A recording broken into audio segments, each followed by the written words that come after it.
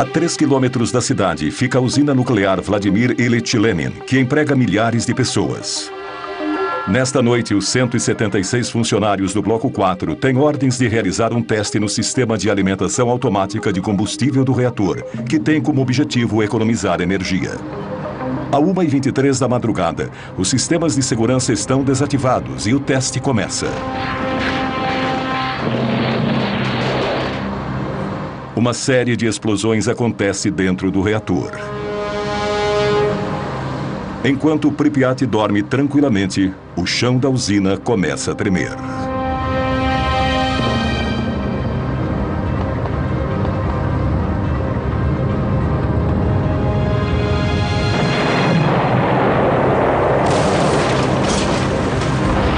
A tampa de 1.200 toneladas do reator explode.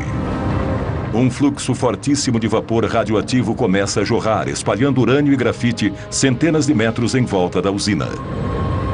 Da enorme cratera, uma chuva de fogo carregada de partículas radioativas é lançada a 1.000 metros de altura.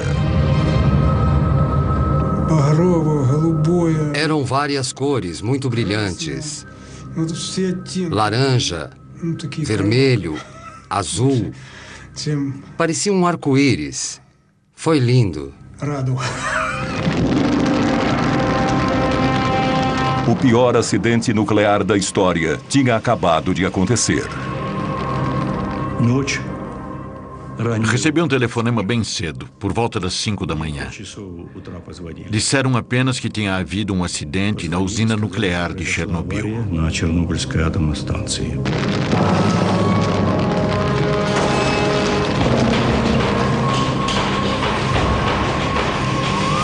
Os primeiros bombeiros a chegarem ao local não tinham o equipamento de proteção adequado. Eles despejaram milhares de litros de água sobre aquele estranho incêndio que nada parecia capaz de extinguir. Todos foram expostos a doses letais de radiação. 2 homens morreram naquela noite, outros 28 nos meses seguintes. Foram as primeiras vítimas de Chernobyl. Ninguém estava preparado para uma crise como aquela. Nos 7 meses seguintes, 500 mil homens enfrentariam um inimigo invisível. Uma batalha cruel e silenciosa que ceifou a vida de milhares de heróis anônimos e atualmente praticamente esquecidos. Foi graças a esses homens que o pior foi evitado. Uma segunda explosão, 10 vezes mais potente do que a de Hiroshima e que teria destruído metade da Europa. Isso foi mantido em segredo por 20 anos, tanto pelos soviéticos como pelo Ocidente. Muitas dessas imagens nunca foram vistas antes. São fotos tiradas por jornalistas que também foram expostos à contaminação nuclear. Alguns deles morreram logo depois. Essas imagens contam a história de uma guerra secreta, cujas consequências continuam 20 anos depois, tornando o desastre ainda pior. Esta é a verdadeira história do desastre de Chernobyl.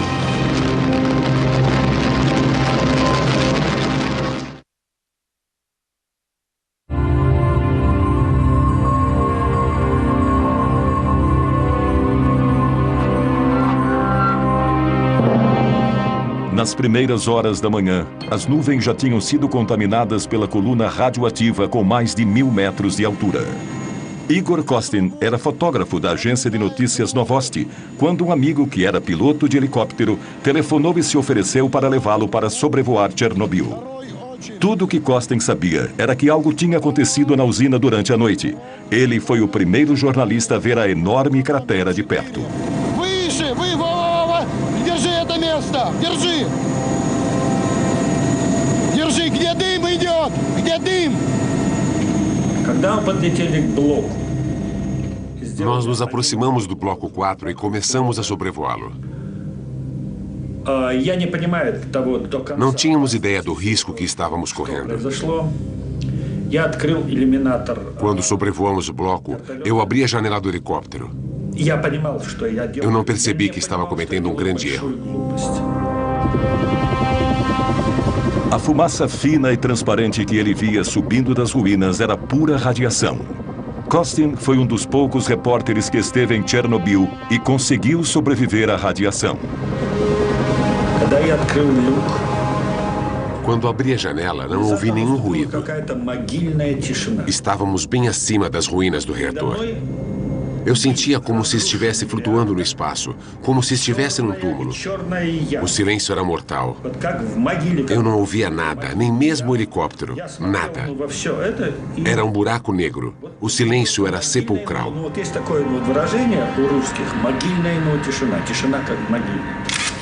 Essa é a primeira foto tirada da cratera.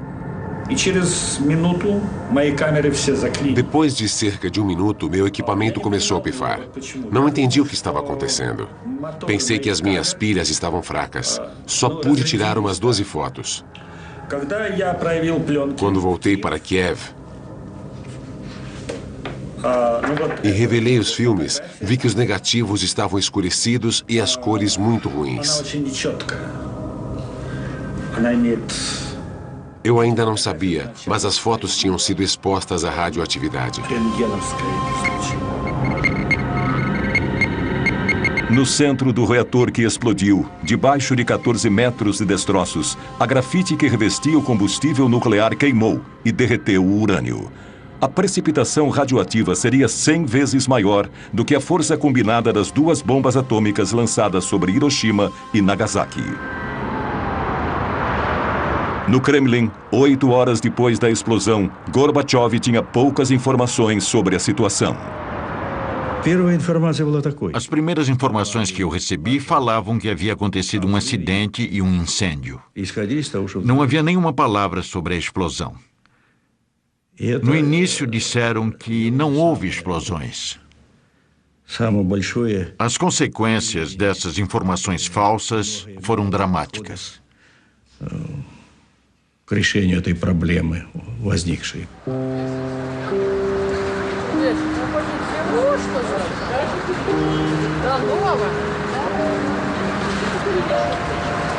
Para os 43 mil habitantes de Pripyat, a vida continuava normalmente.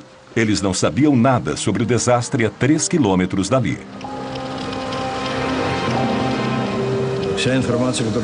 As informações que tínhamos era de que tudo estava em ordem, inclusive o reator. Quando questionei o acadêmico Alexandre, ele me disse que o reator estava em segurança absoluta, que poderia ser montado na Praça Vermelha. Parecia simples como acender uma vela, como ferver água na Praça Vermelha.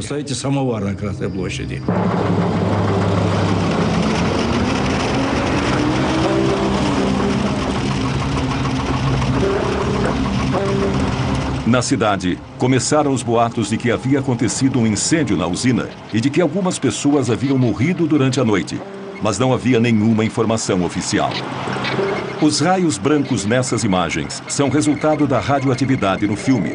As pessoas nas ruas olhavam para os soldados mascarados espalhados pela cidade sem entender.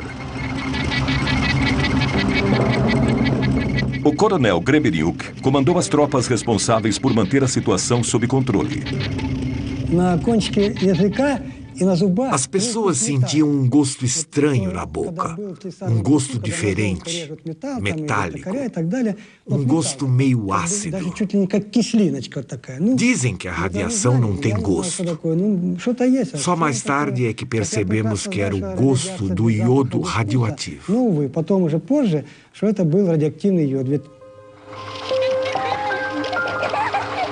Enquanto as crianças brincavam nas praças, os homens do coronel Gremeniuk faziam as primeiras medições dos níveis de radioatividade. Naquele tempo, a radioatividade era medida em unidades chamadas Rontgens. O nível normal de radiação na atmosfera é de cerca de 12 milionésimos de 1 Rontgen. Em Pripyat, no começo da tarde, o nível era de 200 milésimos de Rontgen, 15 mil vezes mais alto que o normal. Naquela noite, o nível já era 600 mil vezes maior que o normal. Boulevard Lenin, 200. Boulevard Rukavina, 250 milirontgens. E naquela noite, 7 rontgens. Os meus subordinados já estavam começando a achar que as máquinas não estavam funcionando direito. Ou que estavam mentindo para eles. Não sabíamos que o reator ainda estava queimando e que a radiação continuava a se espalhar. Este mapa foi selado com plástico, porque ainda é radioativo.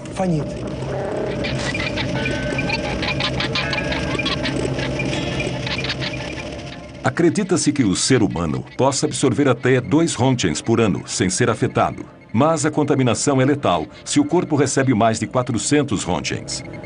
Naquele primeiro dia, os habitantes absorveram uma dose de radiação 50 vezes maior que a considerada inofensiva. Naquele passo, a população receberia a dose letal em 4 dias. Para entender a situação, o coronel enviou uma patrulha para fazer medições na área externa da usina.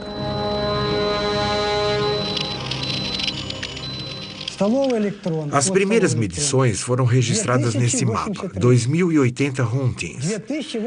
Fiquei preocupado com meus subordinados. Como podia mandá-los entrar ali? Nesses níveis astronômicos, bastam 15 minutos para que um ser humano absorva uma dose letal de radiação. No Instituto Nuclear, os números causaram choque. Tais níveis de radioatividade nunca tinham sido registrados antes. Às pressas, Gorbachev criou uma comissão com os maiores especialistas em energia nuclear do país, liderada pelo acadêmico Legasov, um físico nuclear de renome internacional. Ele partiu imediatamente para Chernobyl. Esperávamos que eles pudessem avaliar a situação logo, mas nos primeiros dias ninguém pôde nos dizer nada. Foi uma situação dramática. Ficávamos reunidos esperando pelas informações. Exigimos alguma informação, mas eles não podiam dizer nada.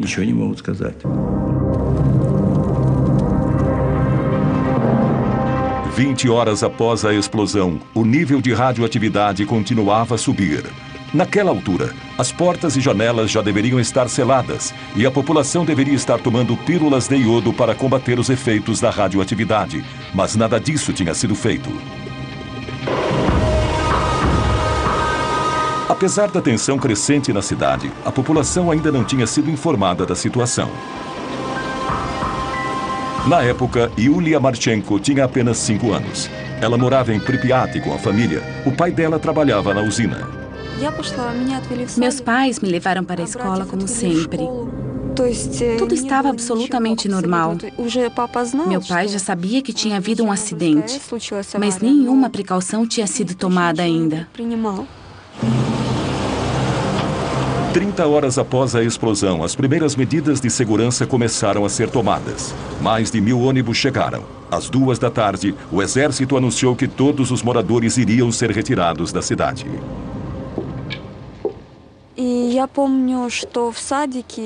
Eu me lembro que naquele dia, no jardim de infância, as professoras deram pílulas de iodo para as crianças. Lembro que os pais foram buscar seus filhos. Todo mundo estava apressado, correndo de um lado para o outro, mas não havia pânico.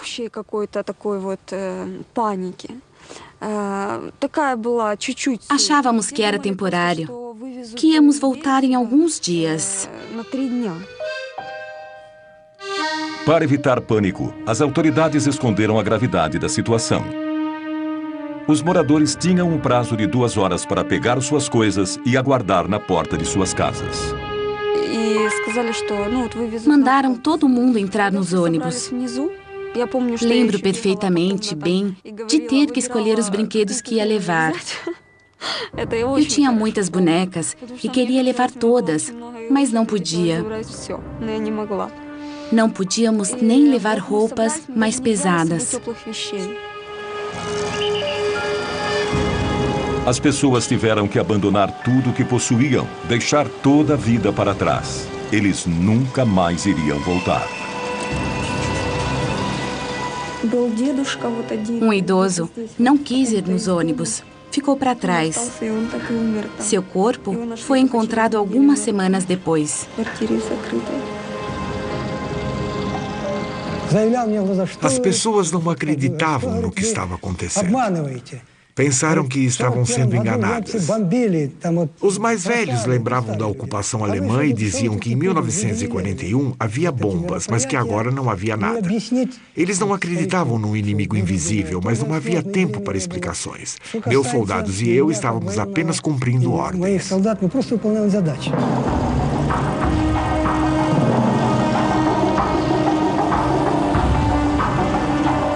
Em 3 horas e meia, 43 mil pessoas foram retiradas contra sua vontade, mas sem tumulto.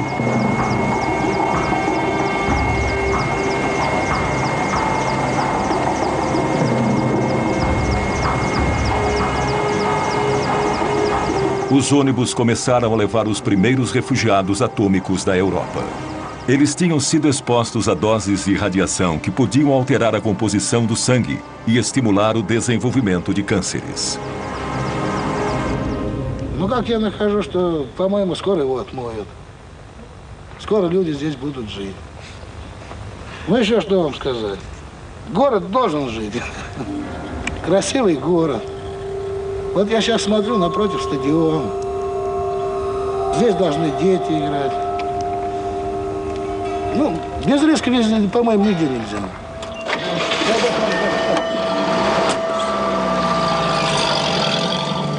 48 horas depois do desastre, as únicas pessoas que ainda estavam na cidade eram os militares e membros da delegação científica, reunidos no hotel Pripyat. Como se ignorassem o perigo, eles comiam, dormiam e trabalhavam ali tranquilamente. Eles eram cientistas, especialistas. Não acredito que eles agiram de maneira irresponsável ou suicida, mas eles subestimaram a gravidade da situação. Os critérios antigos não serviam mais. Já tinha havido outros acidentes nucleares no nosso país e nos Estados Unidos, mas as informações foram mantidas em segredo. Nunca havia acontecido um acidente de tamanha proporção. Eles até achavam que o reator estaria operacional em maio ou junho. Enquanto isso, o vento começou a levar nuvens carregadas de partículas radioativas para o norte. Entre 26 e 27 de abril, elas circularam por mais de 1000 quilômetros sobre a Rússia, a Bielorrússia e o Báltico. No dia 28, as nuvens chegaram à Suécia, onde o aumento da radioatividade foi detectado perto de uma das usinas nucleares da região. Logo depois, os noticiários da TV alertavam a população. A poeira radioativa de Chernobyl estava caindo sobre Estocolmo. Um esquadrão de caças foi enviado para fazer medições nas nuvens. O nível de radioatividade indicava um grave acidente. 60 horas após o desastre, nenhum comunicado oficial tinha sido enviado para fora da União Soviética. O ministro das Minas e Energia sueco me telefonou na segunda. Eu estava no escritório em Viena e ele me disse que tinham registrado níveis altíssimos de radioatividade nas proximidades da usina nuclear de Forsmark, no leste da Suécia. Eles concluíram que a nuvem tinha vindo de fora. Me perguntaram se eu sabia alguma coisa a respeito e eu disse que não, mas que ia investigar. Entramos então em contato com a Polônia. Apesar de não terem uma usina nuclear, podiam ter tido algum outro tipo de acidente. E é claro, entramos em contato com os russos. O que havia acontecido? Uma explosão? Nuvens radioativas? Contaminação grave? Foi a Suécia que enviou o alerta para nós.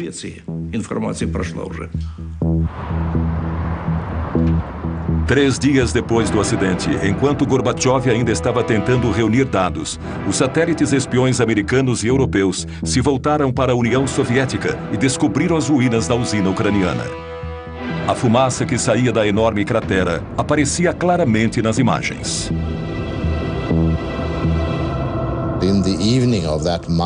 Naquela segunda-feira à noite, no dia 28, recebemos uma mensagem de Peter Petrovsky, chefe da Comissão de Energia Nuclear Russa. Ele nos informou sobre o acidente ao mesmo tempo em que os russos avisavam o resto do mundo. No Politburo, nós decidimos que toda e qualquer informação deveria ser reportada a nós. Por isso, chamei a KGB e ordenei que eles acompanhassem tudo o que estava acontecendo lá e que nos transmitissem todas as conversas dos cientistas. Mandei que enviassem aquelas informações a mim pessoalmente.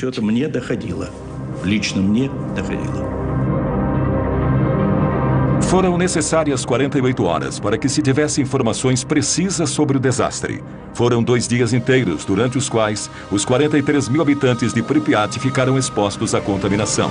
E o problema continuava.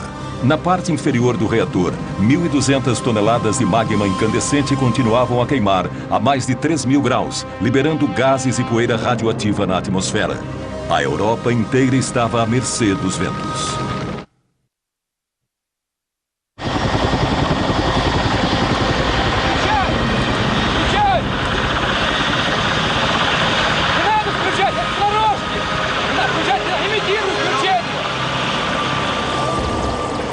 No terceiro dia da crise, Moscou enviou o general Antotkin e 80 helicópteros para combater e acabar com o incêndio.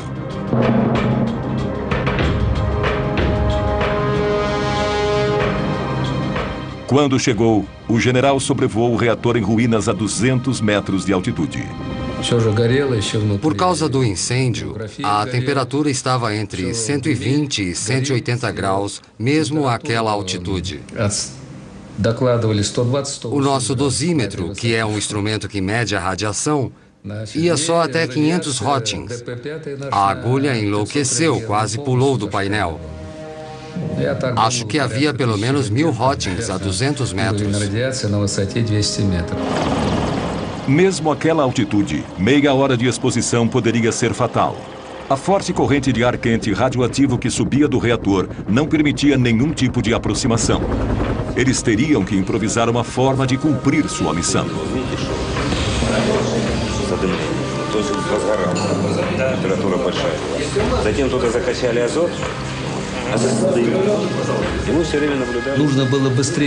Algo tinha que ser feito o mais rápido possível. Tínhamos que apagar o incêndio e selar o reator para podermos nos aproximar e fazer outros trabalhos, além de impedir que a poeira radioativa se espalhasse ainda mais, coisa que o vento já estava fazendo. Tínhamos que agir rapidamente. Era o começo de uma operação gigantesca.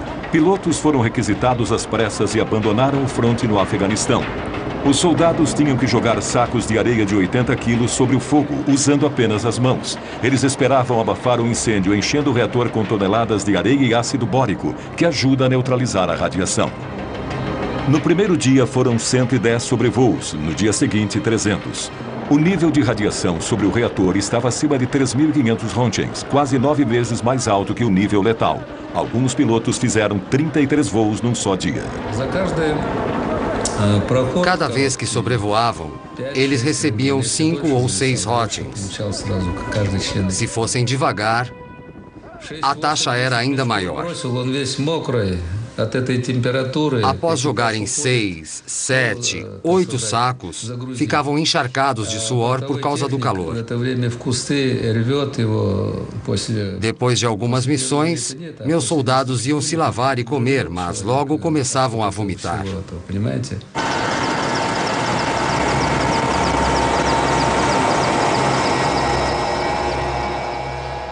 As vítimas foram enviadas para o hospital número 6, em Moscou.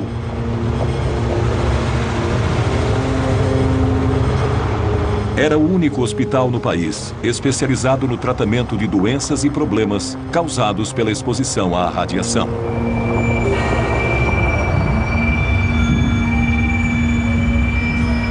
Os sintomas iniciais da exposição à radiação, enjoos, vômitos, náusea e diarreia, são seguidos por um período de latência. Só bem mais tarde, os piores sintomas aparecem, como a deterioração da medula óssea e o aparecimento de queimaduras horríveis, que destroem todos os tecidos. Para nós do hospital era muito difícil ver os pacientes psicologicamente falando. Eles vinham direto do aeroporto e quase todos eram muito jovens. Eles chegavam durante o período de latência e, por isso, geralmente chegavam se sentindo bem. Nós os vestíamos todos iguais, com o mesmo tipo de pijama. Eles chegavam brincando, mas nós já sabíamos que muitos deles iam morrer. 27 morreram bem depressa.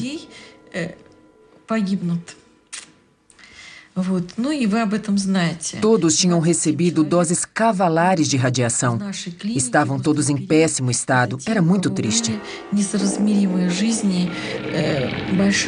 todos eles tinham queimaduras terríveis pelo corpo, alguns pelo corpo todo.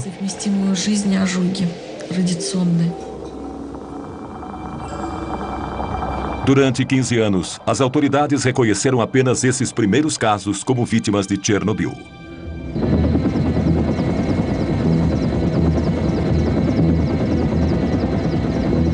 A 30 quilômetros a leste da usina, a floresta foi completamente queimada pelo deslocamento de ar radioativo causado pela explosão. Mas a área do desastre já tinha se espalhado muito mais. Desde a explosão, as partículas radioativas levadas pelas nuvens começaram a cair como a chuva. Muitas regiões em várias partes da Ucrânia, Bielorrússia e Rússia foram contaminadas.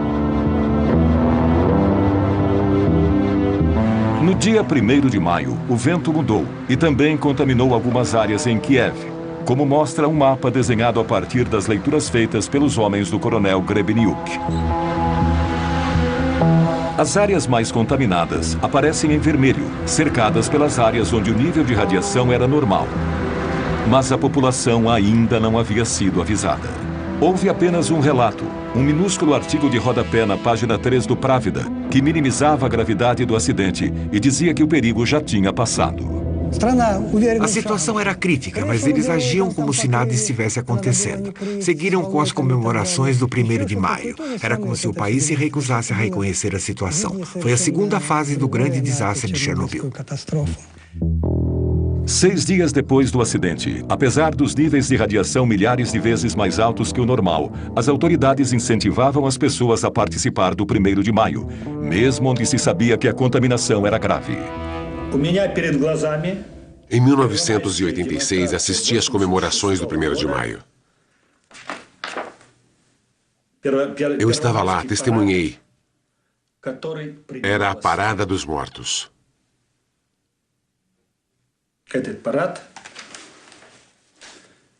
E as mortes seriam terríveis.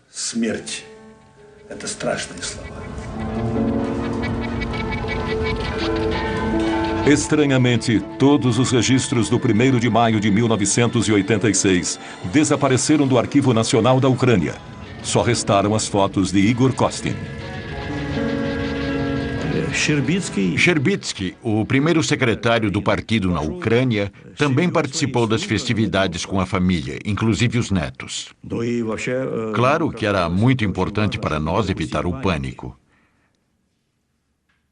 Se pelo menos soubéssemos qual o nível de radioatividade no ar.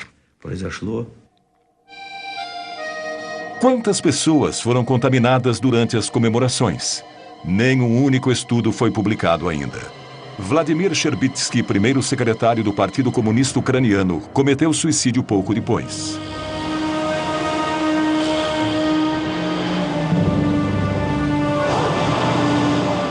Uma semana após a explosão, o êxodo continuava.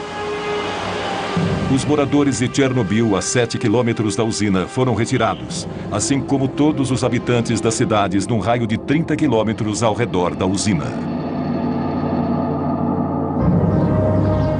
130 mil pessoas tiveram que se mudar, e muitas já estavam contaminadas.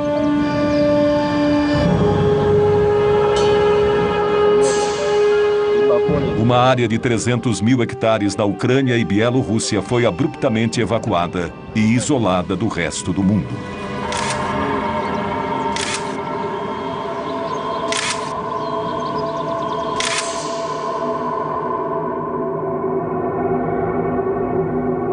Uma vasta região dizimada.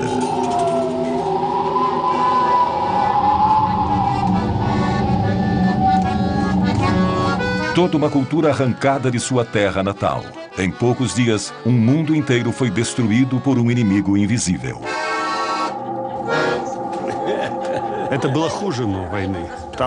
Foi pior do que a guerra. Porque você não via o inimigo. Na guerra, você vê os canhões, as metralhadoras, os tanques. Aqui não se via nada. A radiação estava por toda parte. Ela atravessava as pessoas. Ela ataca e só depois você começa a sentir seus efeitos. Às vezes, anos mais tarde. É assustador.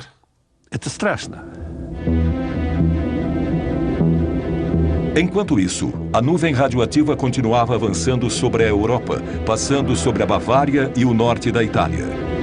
A chuva levou o Césio 137 e o iodo 131 para o sul da França e a Córcega. Plantações e pastos foram contaminados. Enquanto as autoridades francesas negavam a presença da nuvem, ela alcançou a Grã-Bretanha e se espalhou até a Grécia. Em Chernobyl, o nível de radioatividade continuava a aumentar. 6.000 toneladas de areia e ácido bórico cobriram a cratera, mas no subsolo a gigantesca massa de magma incandescente continuava ardendo. 10 dias depois do desastre, Gorbachev convidou pessoalmente Hans Blix, o diretor da poderosa Agência Internacional de Energia Nuclear, para visitar o local. Foi o primeiro especialista e o primeiro ocidental a visitar Chernobyl. Облет места аварии на Чернобыльской атомной станции. Каково ваше мнение? Что можно сказать по этому поводу? Well, we have seen the site from the air. Nós sobrevoamos o local e vimos que havia fumaça saindo dos escombros da usina. Falou-se sobre o risco de uma segunda explosão. Falaram sobre isso quando estávamos em Moscou. Um amigo nosso, parente de um dos especialistas, ligou para ele e disse que havia rumores de que um segundo reator poderia explodir também.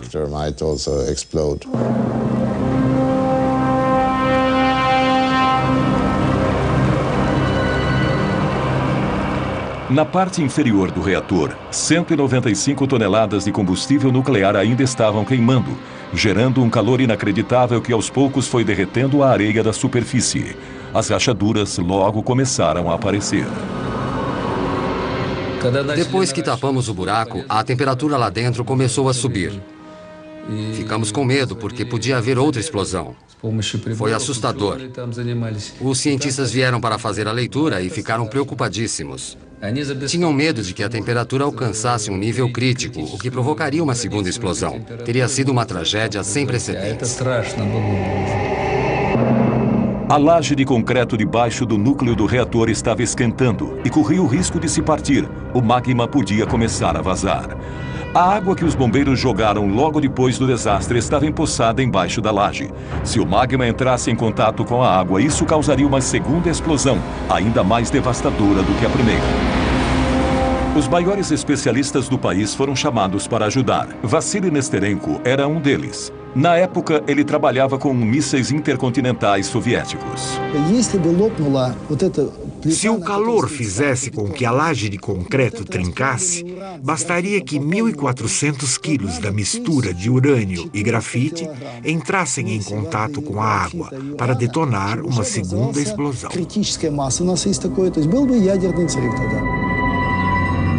Essa explosão seria comparável à de uma bomba atômica gigantesca.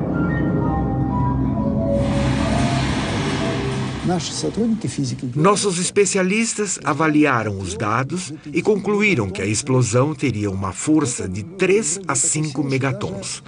Minsk, a 320 quilômetros de Chernobyl, desapareceria do mapa e a Europa ficaria inabitável. Precisávamos parar o processo. Se ele continuasse, teria sido uma catástrofe nuclear.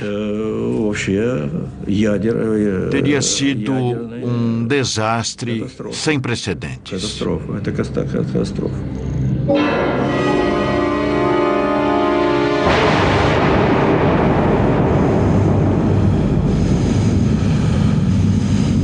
Essa segunda explosão seria acompanhada por uma onda de choque e um aumento gigantesco da radioatividade, que acabaria com milhares de vidas em questão de horas. Ainda bem que não aconteceu. Já havia trens com mais de 1.000 vagões em Minsk, Gormel e Kiev, prontos para levar a população. A situação era crítica. Em Moscou, o governo decretou 2 medidas de emergência. A primeira foi enviar um batalhão de bombeiros para retirar a água acumulada sob o reator. Mais tarde, eles seriam declarados heróis nacionais, mas sofreriam com as sequelas da radiação para o resto da vida. A segunda medida era selar a fissura para abaixar a temperatura definitivamente. Em 2 dias, os homens despejaram 2.400 toneladas de chumbo dentro do reator. Começamos a despejar o chumbo e a temperatura caiu na hora. Ele foi bem absorvido e selou a fenda conforme ia derretendo e, com isso, a radiação diminuiu. Só que parte desse chumbo derreteu em contato com o fogo, evaporou e ficou na atmosfera. 20 anos depois, ainda há sinais de chumbo nos doentes de Chernobyl. Hoje há muitas críticas, mas naquela situação não havia nada melhor a fazer. Todas as pessoas, civis ou militares, oficiais ou não, trabalharam sem descanso. Eu participei desse primeiro estágio e posso dizer que não havia escolha. Tinha de ser feito. Foi por heroísmo.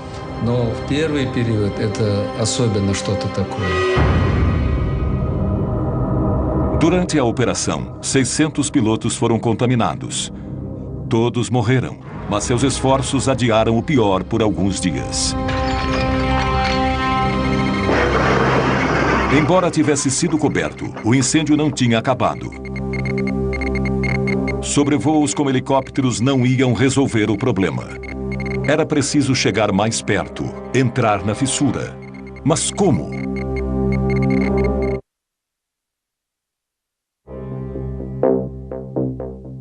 Diante da ameaça de uma segunda explosão, as medidas de emergência continuaram. A planta da usina revelou que era possível chegar à zona ativa através dos túneis de cabos e canos feitos de concreto. Uma delegação de técnicos do Instituto Khrushchev se aventurou no labirinto. Era uma tarefa difícil, já que parte dos túneis tinha sido destruída pela explosão. Com o maçarico, eles abriram um buraco no quarto reator e inseriram detectores de radioatividade, termômetros e câmeras.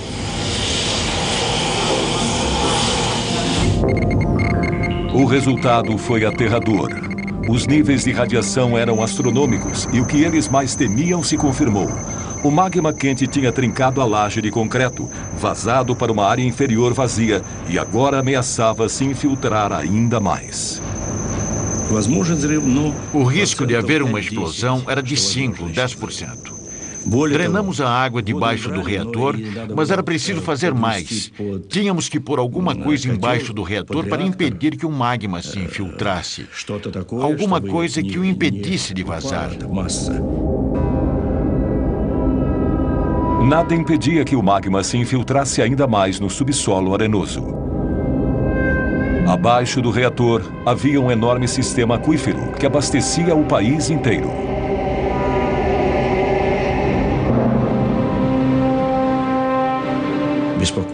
O que mais nos preocupava era que todo aquele magma podia fazer tudo ruir de uma vez e chegar ao lençol subterrâneo, o que contaminaria os rios Triper, Nietva e Kiev e o Mar Negro.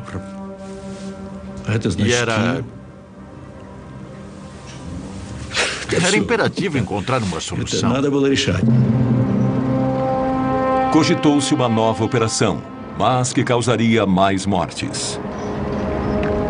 No dia 12 de maio de 1986, 17 dias depois da primeira explosão, os mineiros de Tula, a 1000 quilômetros de Chernobyl, receberam a visita do vice-ministro de Minas e Energia.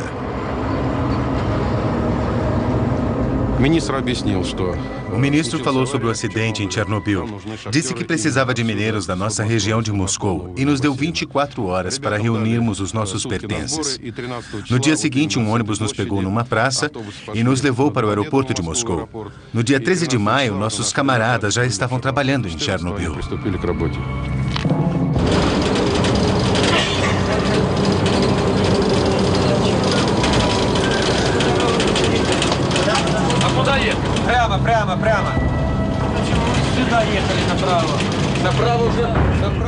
A missão deles era chegar ao reator pelo único caminho possível, o subterrâneo.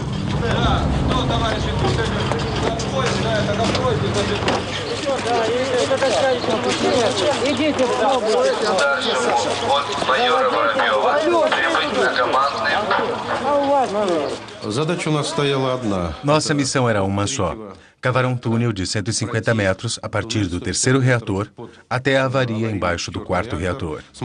Depois, tínhamos que construir embaixo do quarto reator um túnel de 30 metros de comprimento por 30 metros de largura para depois instalar o dispositivo para resfriá-lo.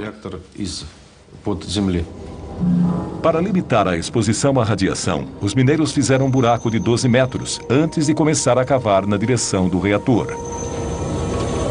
Ali, eles fizeram uma câmara de 2 metros de altura por 30 de largura, onde foi montado um sistema de refrigeração com nitrogênio líquido. Тебе говорили, что нужен вентиляционный рукав. Ты меня слышишь?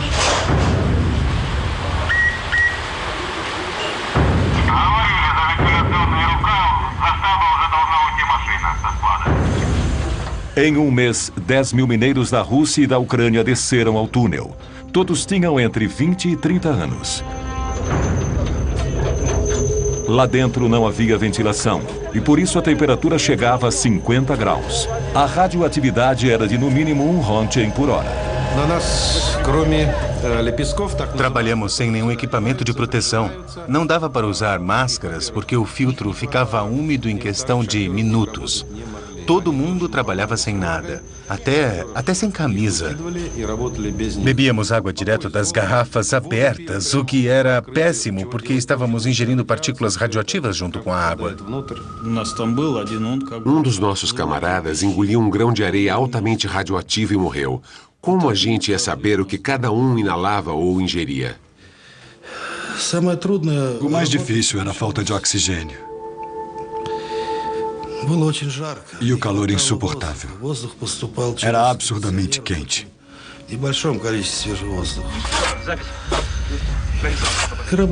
O pior era que precisávamos trabalhar rápido. Trabalhar sem descanso. Isso era o pior. Grupos de 30 mineiros se revezavam a cada 3 horas, 24 horas por dia. Eles cavaram um túnel de 150 metros num mês e 4 dias. Um trabalho que normalmente levaria 3 meses para ser concluído. O lugar mais perigoso não era lá embaixo. Não havia muita radiação embaixo do reator. Mas assim que subíamos, tínhamos que correr, e rápido. A radioatividade na entrada do túnel era 300 vezes mais alta. Nenhum único mineiro foi poupado da exposição. E nenhum foi informado da gravidade do perigo que estava correndo.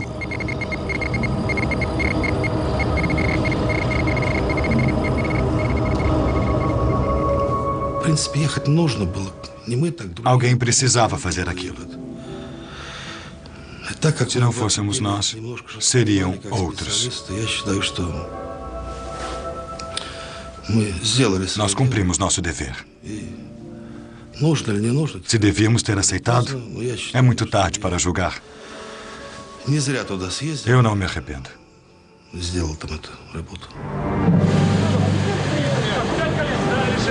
Os mineiros cumpriram a missão, mas o sistema de refrigeração nunca chegou a ser montado.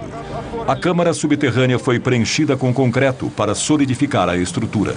Segundo dados oficiais, cada mineiro recebeu de 30 a 60 Rontgens. Mas os sobreviventes afirmam que receberam até 5 vezes mais. Estima-se que 1/4 desses homens morreu antes dos 40 anos de idade. 2.500 vidas se perderam, mas não constam de nenhuma estatística oficial. Enquanto os mineiros ainda cavavam debaixo do reator, Hans Blix e as autoridades soviéticas organizavam uma entrevista coletiva em Moscou.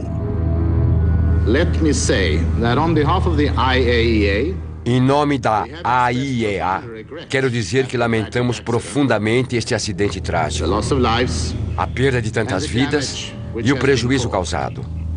Fizemos um acordo com as autoridades soviéticas que irão a Viena para analisar as consequências do acidente. Perante 500 jornalistas do mundo todo, Blix anunciou uma conferência internacional em Viena, onde os soviéticos forneceriam todas as informações sobre o desastre.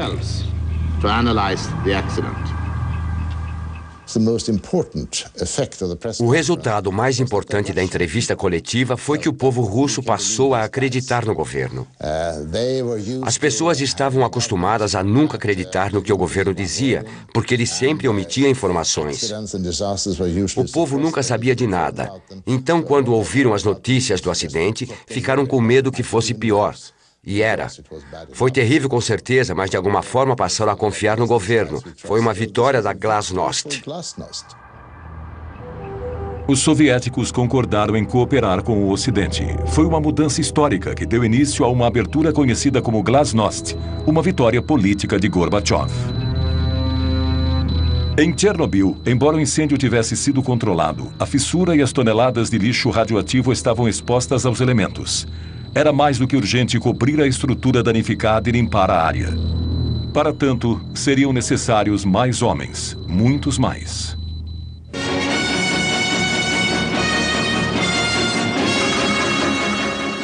Добрый вечер, товарищи.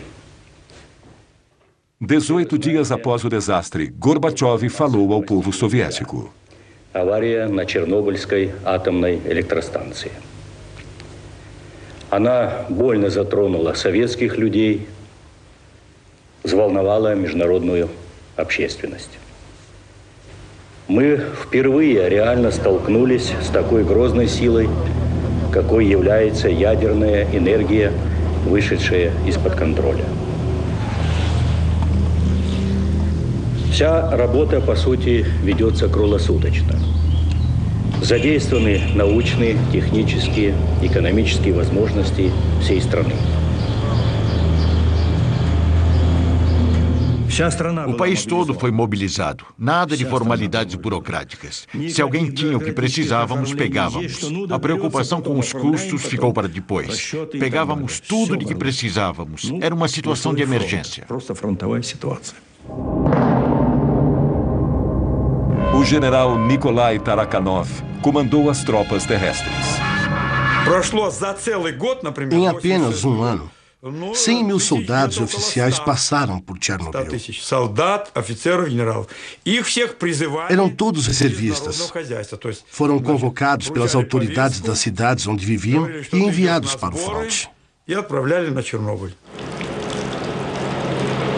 Militares ou civis, oficiais ou soldados rasos, eles ficaram conhecidos como liquidadores, um termo inventado naquela situação. Sua missão, liquidar, acabar com a radioatividade. Сначала ходишь первые дни, прячешься, одеваешь маску, а потом уже забываешь, даже на производстве уже забываешь одевать ее. Уже как дома, чувствуешь себя действительно, привыкаешь здорово. Все улыбаются, все довольны. Водку не продают. Вообще в Москве такой слух был, что на Чернобыль приезжает, водителям каждый день дают 150 грамм этого. Я с женой разговаривал 150, и да. рассказываю, говорю, в столовую заходишь 150, выходишь 150. Она, ты хоть закусывай там. Самое интересное, тут просто нет. Igor Kostin era um dos 5 repórteres autorizados pelo Kremlin a fazer a cobertura. Fato inédito num país onde tudo era mantido em segredo. 3 dos seus colegas já haviam morrido. Não havia títulos, nada de ministros, generais ou soldados. Ninguém dizia, eu sou general, faço o que eu mando. Todo mundo estava fazendo o melhor que podia. E foi assim que começou a operação batizada de liquidação do acidente de Chernobyl. 100 mil soldados, além de 400 mil civis, operários, engenheiros, enfermeiras, médicos e cientistas de cada república soviética passaram por Chernobyl. A União Soviética estava travando sua última e maior batalha. 500 mil pessoas. Havia mais homens em Chernobyl do que os que lutaram contra Napoleão. Só que o nosso exército tinha sido contaminado.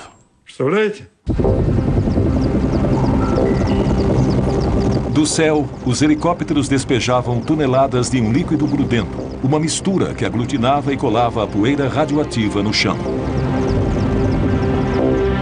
Enquanto isso, brigadas de liquidadores ficaram encarregadas de limpar a área, casa por casa, e remover a camada de poeira radioativa que cobria tudo.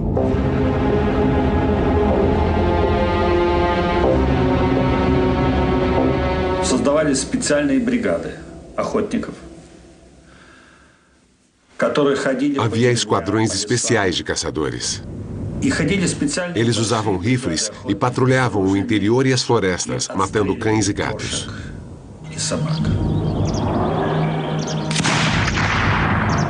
Todos os animais tiveram que ser mortos, porque depois de vagar pelas áreas mais contaminadas, estavam encharcados de radioatividade e podiam contaminar os liquidadores.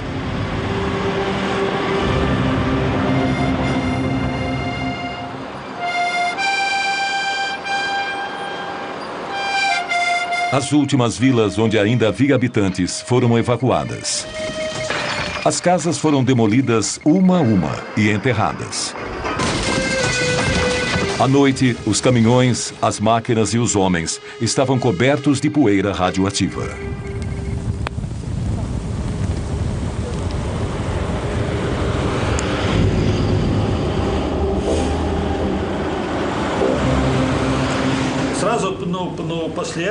Um amigo me falou, Igor, vamos rápido tomar banho. E lá fomos nós. Nos esfregamos um ao outro durante uma meia hora, com uma bucha grossa e um sabão bem forte, bem concentrado. Nos lavamos bem, a cabeça, o corpo inteiro, várias vezes, até cansar. Depois disso, colocamos roupas limpas e fomos comer. E comemos muito bem. Isso era necessário num trabalho como aquele.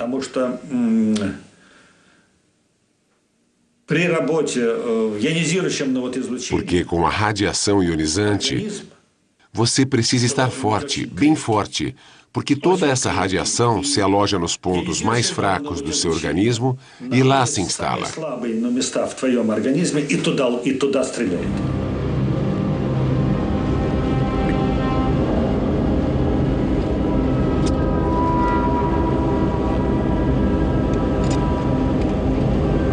Em volta da usina, teve início uma operação colossal, que funcionava 7 dias por semana, sem um minuto de descanso.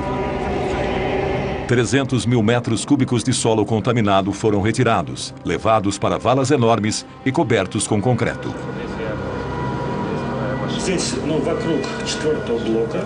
Aqui, em volta do quarto reator, foi onde as missões mais perigosas aconteceram. 8 semanas depois da explosão, os liquidadores atacaram o coração do problema. Para neutralizar o lixo tóxico a longo prazo e impedir que se espalhasse ainda mais, o reator inteiro teria que ser isolado. Lev Bocharov foi um dos engenheiros que desenhou a enorme estrutura que cobriria o quarto reator completamente.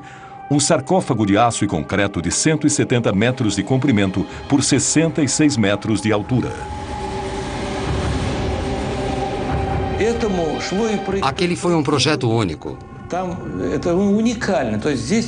Ninguém jamais havia construído uma estrutura como aquela numa área tão radioativa. Só podíamos trabalhar alguns minutos de cada vez. Um projeto como esse nunca havia sido feito.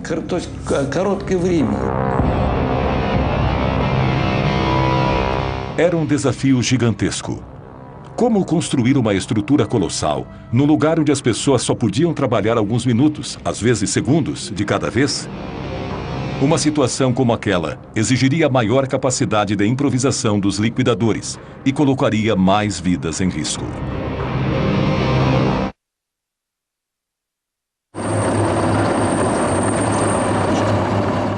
Doze semanas se passaram desde a primeira explosão no bloco 4 da usina nuclear de Chernobyl.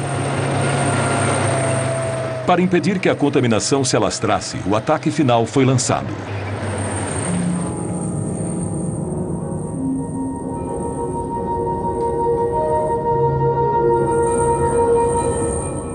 A radioatividade naquele setor era tão alta que só máquinas controladas à distância podiam trabalhar ali. Só que alguém tinha que levar essas máquinas até o local.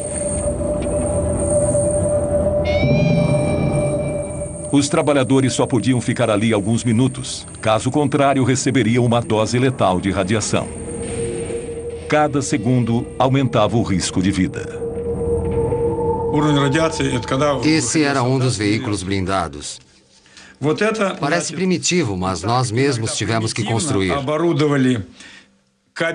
Tivemos que forrar inteiramente as cabines com chumbo para proteger os soldados da radiação da melhor maneira possível.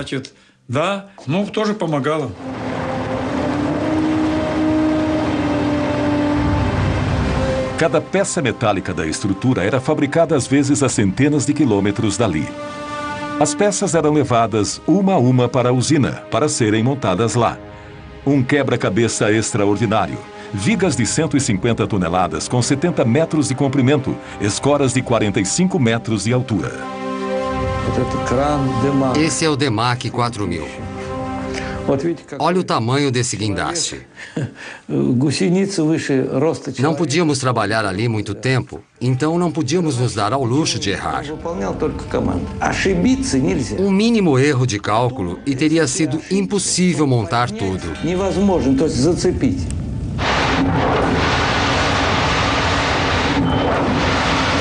Apesar das péssimas condições, o trabalho progredia. 100 mil metros cúbicos de cimento foram utilizados na estrutura. Mas a descoberta de um novo problema suspendeu o trabalho. O teto da usina estava coberto por pedaços de grafite contaminados.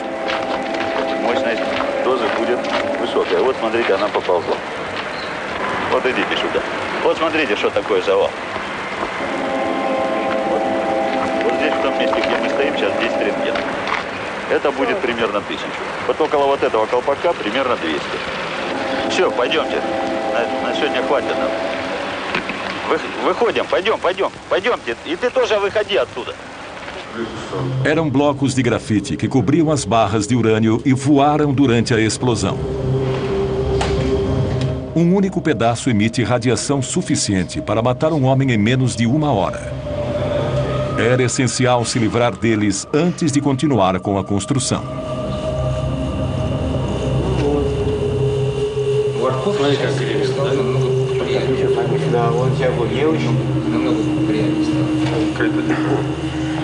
Там очень большие уровни радиоактивного излучения, и поэтому туда подойти крайне тяжело.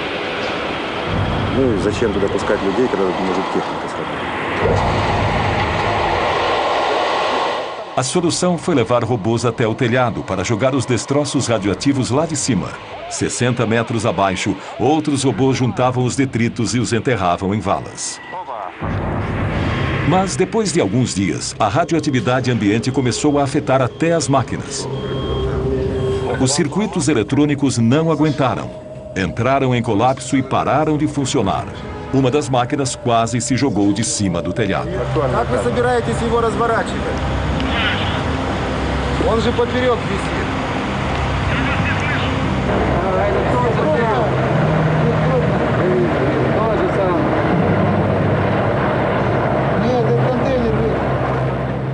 O uso de robôs teve que ser descartado. Eles teriam que ser substituídos por homens. E, naquela época, os soldados russos começaram a ser chamados de biorobôs. Um batalhão de jovens se preparava para subir no telhado do terceiro reator pela primeira vez. Todos tinham entre 20 e 30 anos de idade. Eram todos reservistas, convocados para a batalha mais perigosa e mortal em Chernobyl. Nenhum ser humano jamais tinha trabalhado em áreas com uma radioatividade tão alta. O general Nikolai Tarakanov comandou a operação e supervisionou pessoalmente os mínimos detalhes, como as proteções de chumbo que os soldados foram forçados a fazer à mão na véspera da operação. Os flancos, as costas, as botas. Eles estavam cobertos de chumbo da cabeça aos pés. Tinham chumbo no capacete, na máscara de proteção contra os raios beta. Tinha um chumbo no avental especial e na luva com dupla camada protetora. O uniforme completo pesava entre 26 e 30 quilos.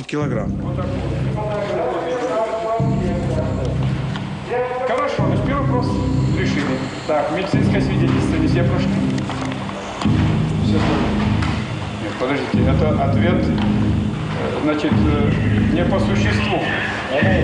Она раскроет, правильно? Значит, я вам действительно, товарищи, говорю, мы проводили 2 дня назад эксперимент с научным центром. Офицеры ходили туда вместе со мной. Понятно? Значит, страшного, конечно, ничего там нет. Это ясно. Сегодня состоялось решение и правительственное. Они тоже идут туда же?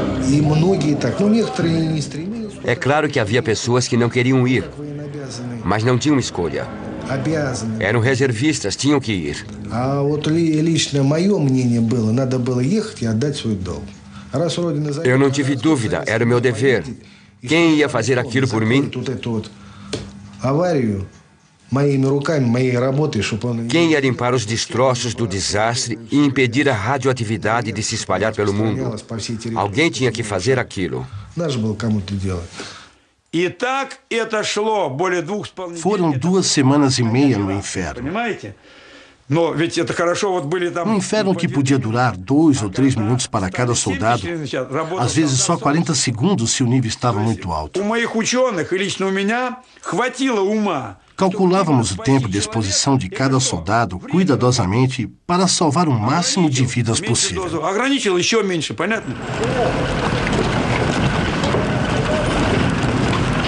Quando a sirene tocava, um grupo de 8 soldados ia para o telhado junto com um oficial.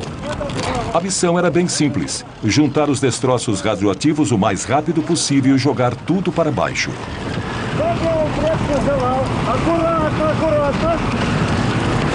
Аккуратно, так?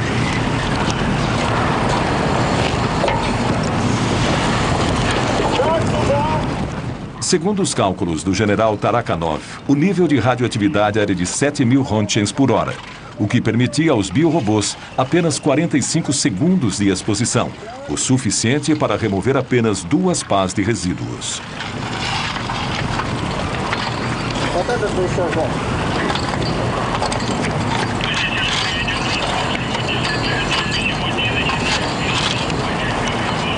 У каждого была своя маленькая долика, это как обычно, как вот в любое дело. Parecíamos formigas. Assim que os primeiros terminavam a tarefa, eram substituídos imediatamente por outros. Todo mundo trabalhava, por menos tempo que fosse. Foi assim, juntos, que combatemos a radioatividade. Durante 10 dias, grupos de biorobôs ficavam no telhado por 10 minutos. Segundo os militares, 3.500 pessoas participaram da limpeza. Algumas, como Igor Kosten e Konstantin Fedotov, subiram ao telhado 5 vezes.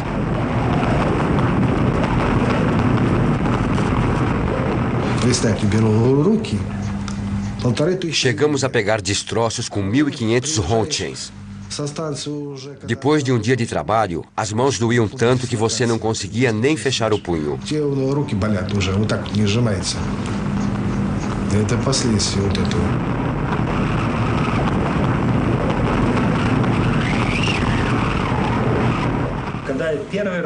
Na primeira vez que eu subi ao telhado, fui invadido por um sentimento místico. Era como estar num outro planeta. Estava tudo coberto de lixo radioativo. Minhas mãos tremiam.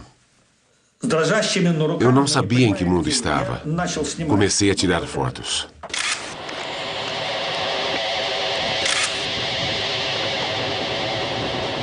Dá para ver traços de radiação no filme. Eu estava segurando a câmera assim, e ela emanava do solo.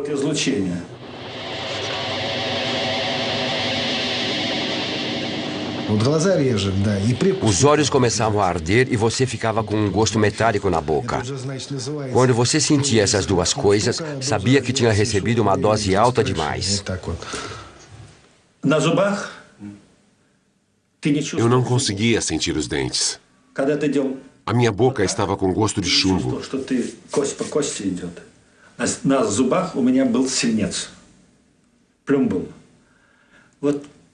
Eu fazia assim com os dentes, mas não sentia nada. Eu até batia os dentes. Estava tudo coberto de chumbo. Até hoje, 20 anos depois, ainda sinto aquele gosto de chumbo na boca.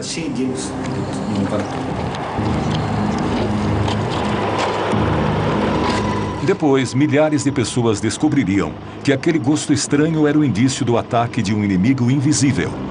Enquanto os biorobôs sacrificavam a vida no telhado da usina, a limpeza prosseguia numa área de 30 quilômetros ininterruptamente.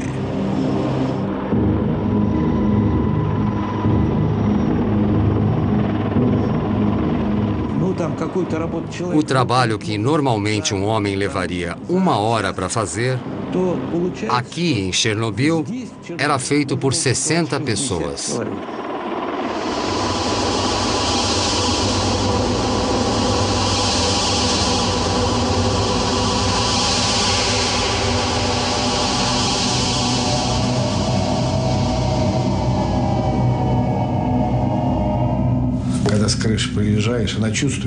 Quando a gente descia do telhado, parecia que todo o nosso sangue tinha sido sugado por vampiros. Estávamos exaustos. Não podíamos nem nos mexer. Tinha gente que sangrava pelo nariz. Os bombeiros ficavam de plantão. Se alguém começasse a sangrar pelo nariz, era levado para o hospital na hora. Se alguém desmaiava, era mandado para casa. Mas todos queríamos aguentar firme.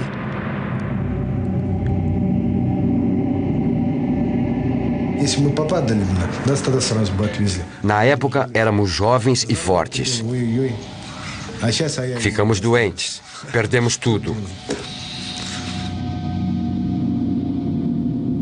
Книжечки 20,5.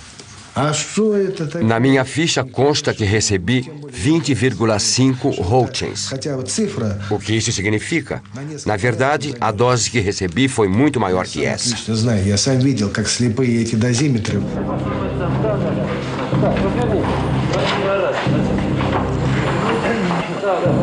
Позвольте мне от оперативной группы Министерства обороны СССР вручить вам почетный крестик.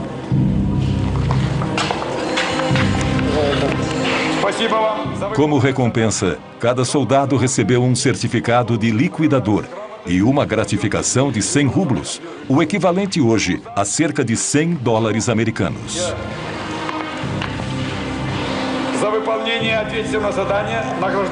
Eles arriscaram a vida, mas conseguiram reduzir o nível de radiação em apenas 35%. Quando mandaram aquelas pessoas para o telhado, não sabíamos qual era o nível de radiação. Hoje sabemos que estava entre 10 e 12 mil roentgens por hora. Nesse nível, ninguém deveria estar lá.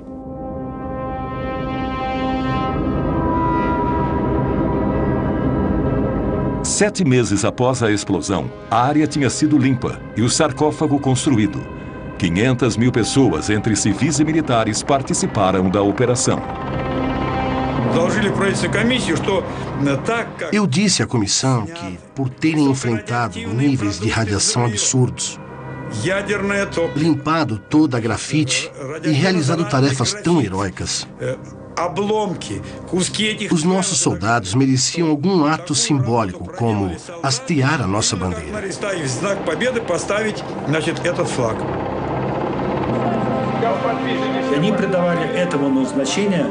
Hastear a nossa bandeira ali foi como hasteá-la no Reichstag, quando o Exército Vermelho conquistou o fascismo. Para aqueles soldados, a bandeira era um símbolo do triunfo sobre a radioatividade.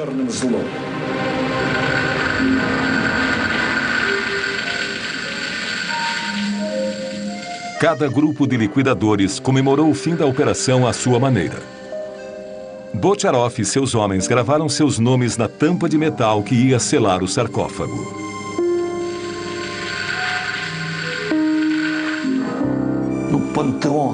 O sarcófago é um panteão, um túmulo, um mausoléu. Nosso segundo mausoléu. Depois daquilo, paramos de construir usinas nucleares.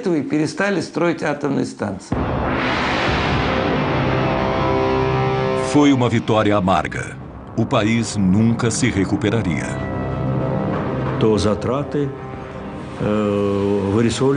Aquilo nos custou 18 bilhões de rublos. Cada rublo na época valia $1. 18 bilhões. É muita coisa se considerarmos que logo depois o preço do petróleo entrou em colapso. Não dá para calcular os problemas que o nosso país e a perestroika enfrentaram.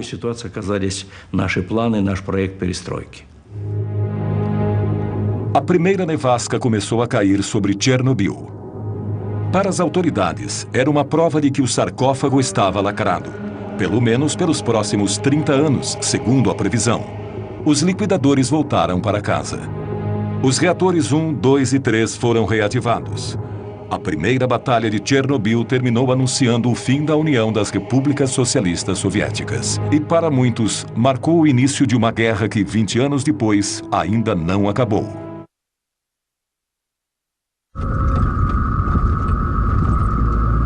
Vinte anos depois, Pripyat ainda é uma cidade fantasma.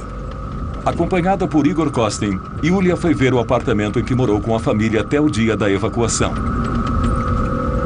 Diferentemente do que foi dito, nenhum único habitante pôde voltar a morar nos prédios abandonados.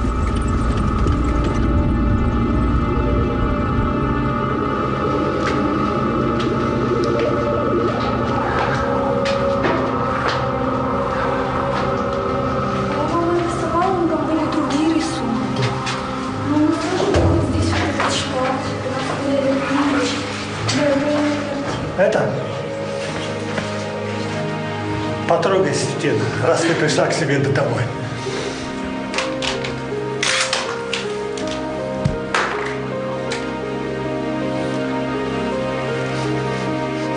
Para Igor Kostin, a visita também traz lembranças dolorosas.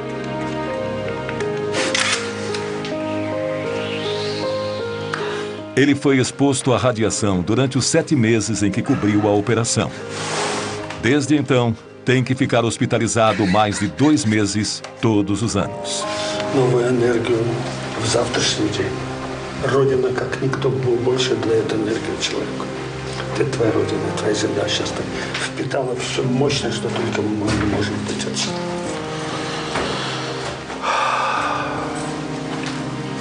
У меня такое ощущение, что я задала всю жизнь. Ты маленькая. Para centenas de milhares de refugiados, bem como para centenas de milhares de veteranos da Batalha de Chernobyl, a luta contra o inimigo invisível ainda não terminou. Todos os que estiveram em Chernobyl ainda sofrem com a radioatividade que absorveram. Nos meses seguintes ao acidente, os liquidadores lotaram os hospitais por toda a União Soviética.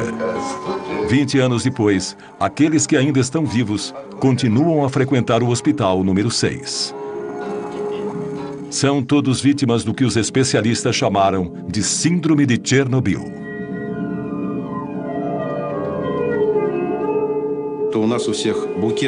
Os sintomas são muitos: coração, estômago, fígado, rins, sistema nervoso.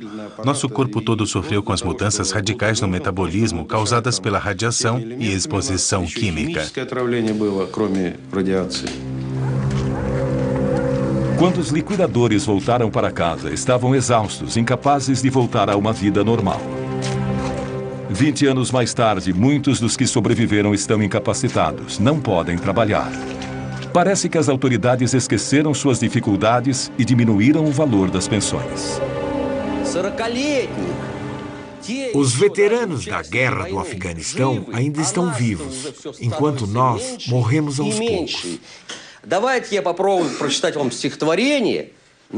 Escrevi um poema sobre isso.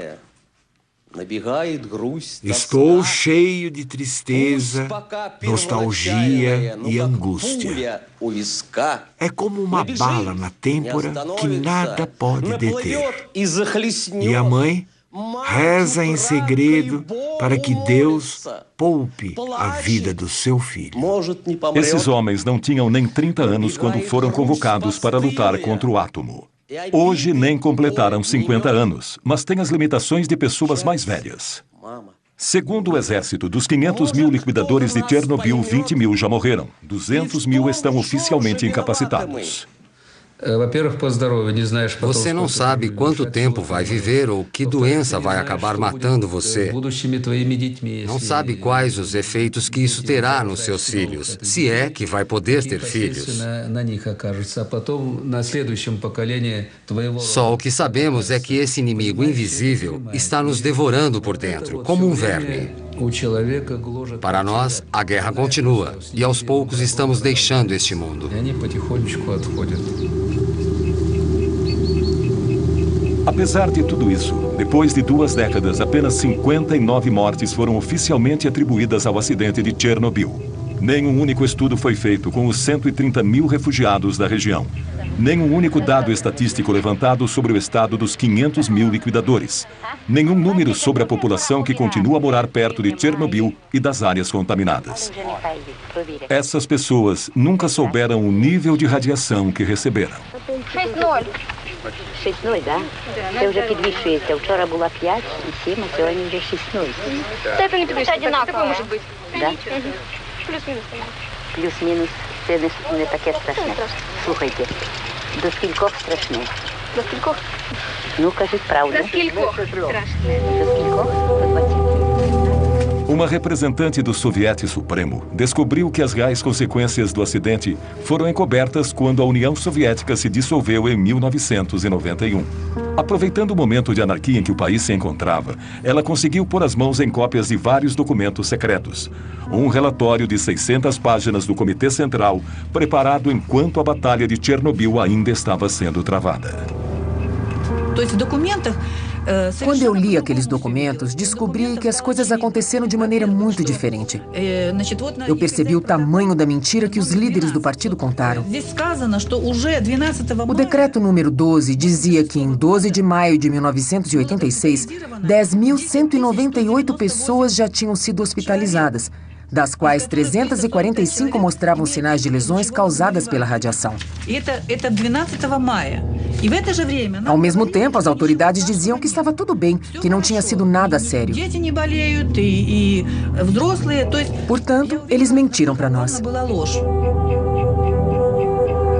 De acordo com Ala, outra passagem revela que as autoridades mudaram os padrões arbitrariamente, multiplicando por 5 aquela que era considerada a dose aceitável de radiação para o corpo humano.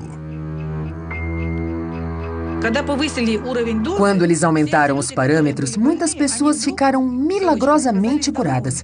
Elas recebiam alta do hospital e eram mandadas para casa. Foi um ato criminoso. A tendência de manipular números não aconteceu apenas entre os soviéticos. No final de agosto de 1986, a primeira conferência internacional relacionada a Chernobyl aconteceu a portas fechadas e foi presidida por Hans Blix. Nenhum jornalista ou observador foi admitido no anfiteatro. A delegação russa era presidida por Lagasov, responsável pela comissão governamental durante a Batalha de Chernobyl. Quando nós o encarregamos de preparar o relatório, dissemos que ele devia contar tudo. Ele produziu um relatório rico em detalhes que deixou todo mundo em estado de choque. Lagasov falou durante 3 horas. Seu relatório concluiu que nas décadas futuras haveria cerca de 40 mil mortes causadas por câncer como consequência do acidente. O mundo ocidental recusou-se a aceitar essa estimativa, e isso gerou uma discussão inflamada entre o Ocidente e o Oriente.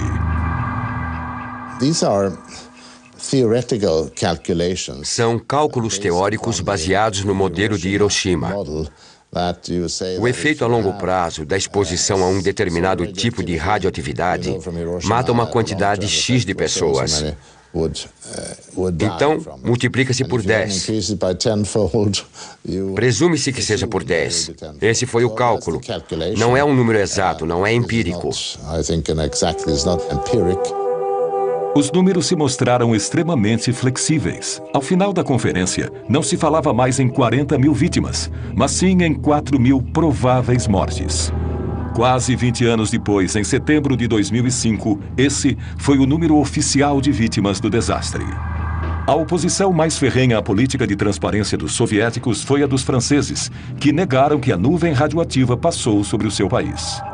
Est-ce qu'on a constaté quelque chose au-dessus de la France? Non, parce que les vents ne vont pas dans cette direction-là. Les vents tournent dans le sens inverse des aiguilles d'une montre. Il n'y a pas lieu du tout de s'inquiéter. C'est sans aucun danger pour la santé publique. 20 anos depois, na França e principalmente na Córcega, foram registrados vários casos de câncer de tireoide, do mesmo tipo e gravidade daqueles vistos em Chernobyl. O elemento mais perigoso que saiu do reator de Chernobyl não foi o césio, não foi o plutônio. Foi a mentira. A mentira de 86, é assim que a chamamos. Uma mentira que se espalhou como a radioatividade pelo país e pelo mundo inteiro.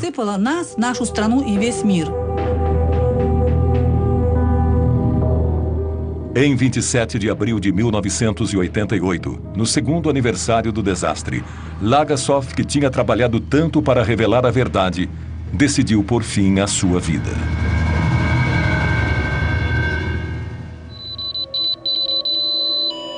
Atualmente, como metáfora perfeita da mentira institucionalizada, as partículas radioativas arremessadas do reator na explosão continuam a envenenar o solo.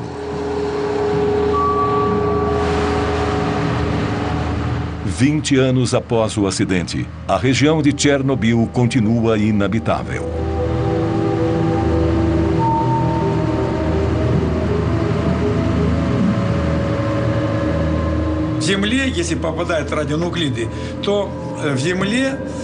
Em 5 anos, os radionuclídeos afundam 5 centímetros no solo contaminado. Ou seja, 20 anos depois, são 20 centímetros sob o solo. Eles continuam a contaminar as plantas.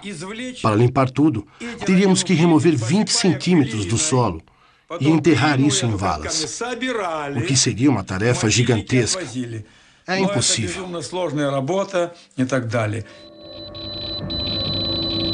Atualmente, 8 milhões de pessoas vivem em áreas contaminadas na Ucrânia, Rússia e principalmente na Bielorrússia. Há 20 anos, eles consomem os alimentos radioativos que continuam a contaminá-los pouco a pouco. Esse problema, levantado em 1986 pela delegação soviética na Conferência de Viena, foi simplesmente ignorado. Ainda assim, 1.152 crianças foram tratadas de câncer de tireoide entre 1986 e 2002 num centro especializado em Minsk. Quantos outros casos existiriam em outras cidades? Nenhuma estatística mundial foi trazida a público. O médico Yuri Bandazevsky estuda as doenças nas populações de áreas contaminadas desde que o desastre ocorreu. Quando suas conclusões foram publicadas em 1996, foram condenadas imediatamente. Preso e oficialmente condenado por corrupção, ele passou os 5 anos seguintes na prisão. Em novembro de 2005, ele ainda estava sob prisão domiciliar. Vejam o que acontece quando a mãe é contaminada com césio durante a gravidez. Numa única família, olhem quantas deformidades. Sem cabeça, ausência de olhos, crânios deformados. Esses são embriões de hamsters alimentados com grama contaminada da região de Gormel. Resultado, ninhadas inteiras de animais deformados. Eu fiquei horrorizado com o número de embriões deformados desenvolvidos em animais alimentados com comida contaminada por césio. Eu obtive um número horrível de deformidades em 2 semanas. Geralmente, quando você encontra um monstro, você pode descrevê-lo. Vocês devem conhecer o Museu Constacameira, de Pedro Grande, em São Petersburgo. Bem, na verdade, eu mesmo poderia criar quantos monstros eu quisesse.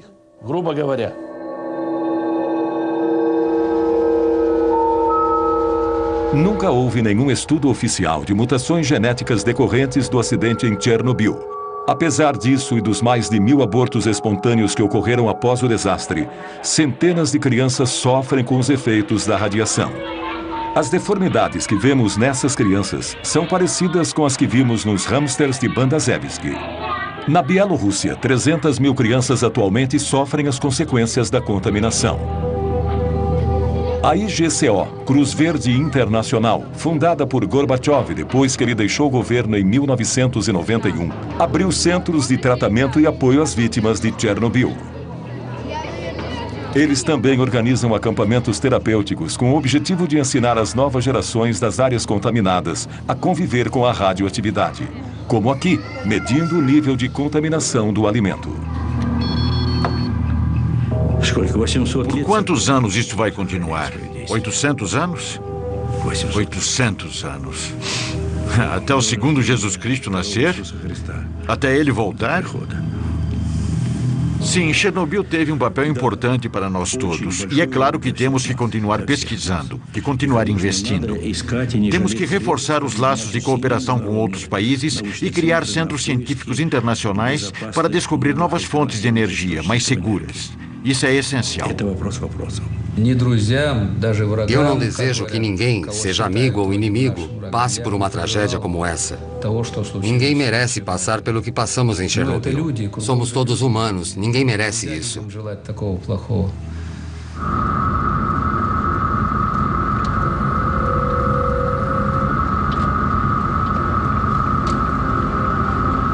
Bem no meio da região, a 10 quilômetros da usina nuclear e escondida na floresta, está Chernobyl 2.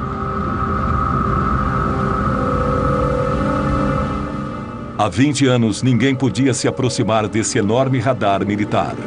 O olho secreto de Moscou à procura de mísseis americanos. O fato de ter sido desativado após a explosão condiz com o que o acidente de Chernobyl parecia prenunciar. O uso de armas é uma coisa terrível. Usar armas nucleares é muito pior. Chernobyl foi um acidente com um único reator, um acidente limitado, cujas consequências ainda enfrentamos. Houve 2 bombas, Hiroshima e Nagasaki. As consequências dessas bombas também são sentidas até hoje.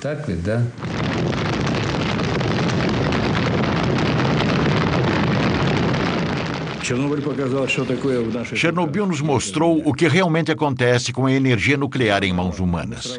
Calculamos que o nosso míssil mais poderoso, o SS-18, era tão poderoso quanto 100 Chernobyls. O SS-18 era a ogiva que os americanos mais temiam. E tínhamos 2.700 deles, todos apontados para os Estados Unidos. 2.700. Imagine a destruição que eles causariam.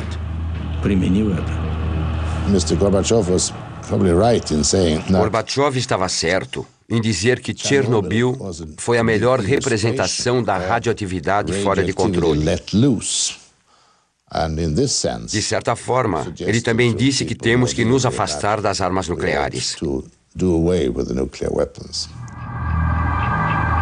1 ano e meio após o acidente em Chernobyl, Gorbachev desativou todas as ogivas nucleares com alcance entre 500 a 5.000 quilômetros.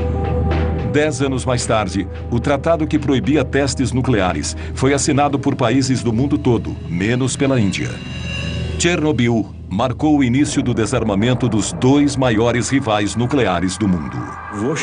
Chernobyl convenceu a todos. Tanto soviéticos como americanos perceberam a magnitude dos vulcões atômicos sobre os quais os 2 países estavam sentados. Não só esses 2 países, mas o mundo inteiro. O mundo inteiro. No entanto, a lição de Chernobyl parece estar sendo esquecida. Enquanto isso, sob o sarcófago do reator número 4, o veneno ainda é letal. Em 2001, os 3 reatores de Chernobyl foram desativados definitivamente. Mas 20 anos depois da explosão, os ponteiros do dosímetro ainda ficam malucos na base do sarcófago. Os níveis de radioatividade 100 vezes acima do normal contaminam os arredores da usina. A estrutura está enfraquecida pela chuva e pela erosão. Desde sua construção, 3.000 liquidadores têm vigiado na tentativa de evitar danos. Construímos o sarcófago para durar 30 anos. Achávamos que 30 anos depois da explosão, poderíamos construir um novo sarcófago sem ter que retirar os moradores. 20 anos se passaram e nada foi feito ainda. Ele tem que ser substituído, mas a Ucrânia não tem dinheiro para isso. Nós também não. Um novo sarcófago está sendo construído, mas sua montagem já está 10 anos atrasada. É uma estrutura de 108 metros de altura que deve cobrir o primeiro sarcófago completamente e que custará $1 bilhão. Hans Blix gerencia o fundo para a construção. Ainda não terminamos de construir o sarcófago novo, que estará pronto em alguns anos. Depois que ele estiver pronto, todo o resíduo radioativo poderá ser removido.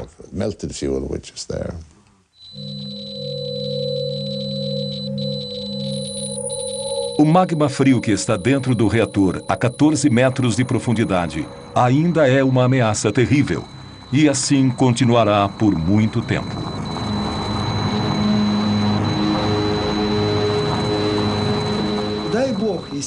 Rezo a Deus para que o sarcófago nunca se rompa. Seria a pior coisa que poderia acontecer, porque lá dentro há 100 quilos de plutônio. Um micrograma é letal para o ser humano, ou seja, há plutônio suficiente ali para contaminar 100 milhões de pessoas. A meia-vida do plutônio, isto é, o tempo que metade dele leva para desaparecer, é 245 mil anos, o que pode ser considerado uma eternidade. Há certas áreas onde jamais haverá vida novamente. Apesar desse aviso terrível, o desarmamento nuclear que começou com Chernobyl está sendo questionado nos dias de hoje. Se o desenvolvimento nuclear para uso civil promete trazer soluções para problemas como combustíveis fósseis e aquecimento global, esse cenário nos lembra que essa é uma opção com sérias consequências, que requer o maior cuidado e informações exatas sobre os riscos que apresenta. Chernobyl também nos lembra que se temos que conviver com a radioatividade e os perigos inevitáveis que ela traz, precisamos poupar as gerações futuras dos riscos de um apocalipse nuclear.